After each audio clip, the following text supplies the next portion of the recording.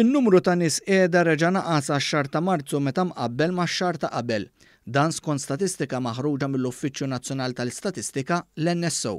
Jirriżulta li f'Marzu li għadda n-numru ta' nies jirreġistraw għax-xogħol kien ta' 2387. Dan ifisser kważi 200 ruħ inqas mit-tieni xahar tas-sena meta n-numru ta' nies qiegħda kien ta' 2585. Il-qgħat ilu jonqos mix-xahar ta' Ġunju wara li kienet laqtitna l-imxija u issa jinsab kważi fl-istess livell ta' qabel faqqet il-pandemija. Dan ifisser li għal 10 xahar konsekuttiv naqas il-qatt. Filwaqt li f'Mejju l-ammont ta' nies jirreġistraw kien ta' 4409, sa t-tielet xahar ta' din is-sena n-numru ta' dawk ifittxu xogħol naqas b'aktar minn 2000 ruħ. Dan ifisser li mqabbel ma' Mejju li għadda, għax-xahar li għadda l-qatt naqas bi kważi bin-nofs waqt pandemija.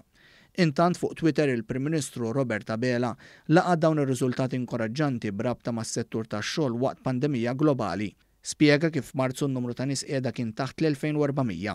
Innota li f'Settembru tal-2009, sena wara l-kriżi finanzjarja, kien hemm kważi 7600 ruħ qiegħda, 3 darbiet iżjed millum. Qal li l-politika progressiva tal-Gvern qed tagħmel id-differenza għall-familji u n-negozji.